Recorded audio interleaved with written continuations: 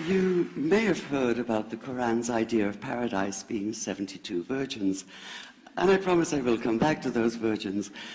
But in fact, here in the Northwest, we're living very close to the real Quranic idea of paradise, defined 36 times as gardens watered by running streams. Since I live in a houseboat on the running stream of Lake Union, this makes perfect sense to me. But the thing is, how come it's news to most people? I know many well-intentioned non-Muslims who've begun reading the Quran but given up, disconcerted by its otherness. The historian Thomas Carlyle considered Muhammad one of the world's greatest heroes, yet even he called the Quran as toilsome reading as I ever undertook, a wearisome, confused jumble. Part of the problem, I think, is that we imagine that the Quran can be read as we usually read a book, as though we can curl up with it on a rainy afternoon with a bowl of popcorn within reach, as though God, and the Quran is entirely in the voice of God speaking to Muhammad, were just another author on the bestseller list. Yet the fact that so few people do actually read the Quran is precisely why it's so easy to quote. That is, to misquote. Phrases and snippets taken out of context in what I call the highlighter version, which is the one favored by both Muslim fundamentalists and anti-Muslim Islamophobes. So this past spring, as I was gearing up to begin writing a biography of Muhammad, I realized I needed to read the Quran properly as I could, that is. My Arabic's reduced by now to wielding a dictionary, so I took 4 well-known translations and decided to read them side by side, verse by verse, along with a transliteration and the original 7th century Arabic. Now, I did have an advantage. My last book was about the story behind the Shia-Sunni split, and for that I'd worked closely with the earliest Islamic histories, so I knew the events to which the Quran constantly refers, its frame of reference. I knew enough, that is, to know that I'd be a tourist in the Quran, an informed one, an experienced one even, but still an outsider, an agnostic Jew reading someone else's holy book. So I read slowly. I'd set aside 3 weeks for this project, and that, I think, is what is meant by hubris, because it turned out to be 3 months. I did resist the temptation to skip to the back where the shorter and more clearly mystical chapters are, but every time I thought I was beginning to get a handle on the Quran, that feeling of, I get it now, it'd slip away overnight, and I'd come back in the morning wondering if I wasn't lost in a strange land. And yet the terrain was very familiar. The Quran declares that it comes to renew the message of the Torah and the Gospels, so 1/3 of it reprises the stories of biblical figures like Abraham, Moses, Joseph, Mary, Jesus.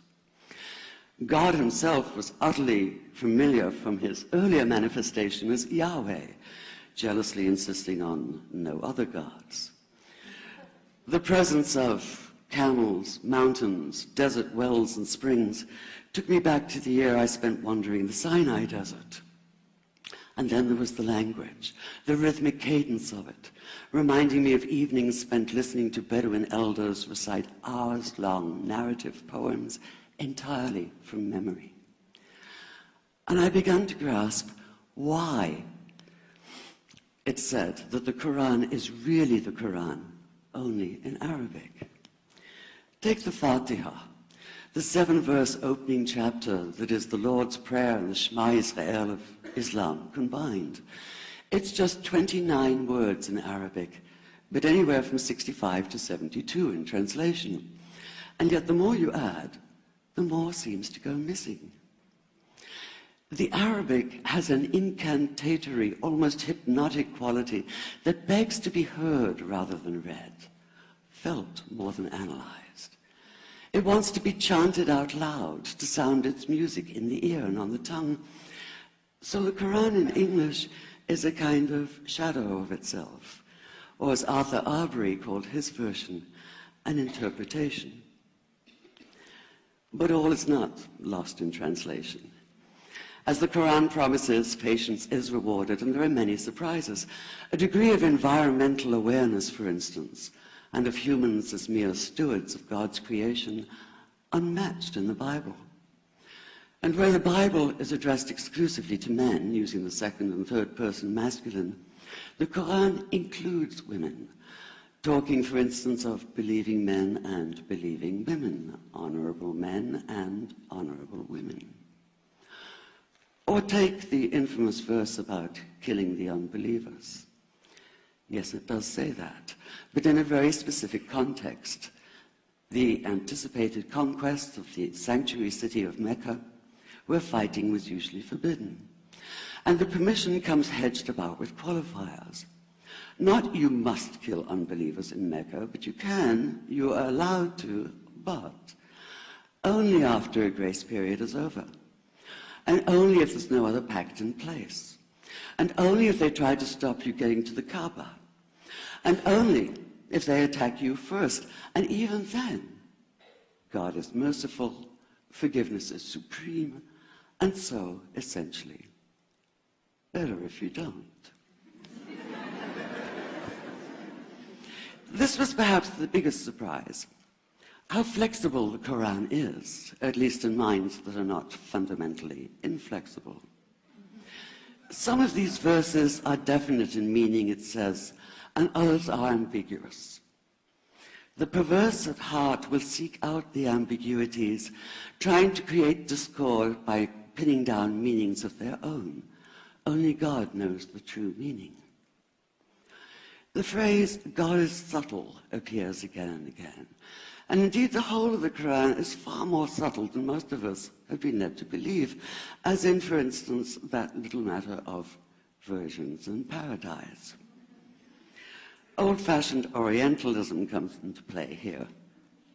The word used 4 times is huris, rendered as dark-eyed maidens with swelling breasts, or as fair, high-bosomed virgins. Yet all there is in the original Arabic is that one word, huris. Not a swelling breast or high bosom in sight. Now, this may be a way of saying pure beings, like in angels, or it may be like the Greek kos or kore, an eternal youth. But the truth is, nobody really knows, and that's the point. Because the Quran is quite clear when it says that you will be a new creation in paradise, and that you will be recreated in a form unknown to you, which seems to me a far more appealing prospect than a virgin.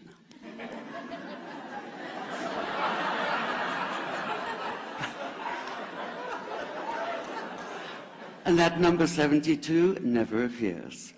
There are no 72 virgins in the Quran. That idea only came into being 300 years later, and most Islamic scholars see it as the equivalent of people with wings sitting on clouds and strumming harps. Paradise is quite the opposite. It's not virginity, it's fecundity, it's plenty, it's gardens watered by running streams.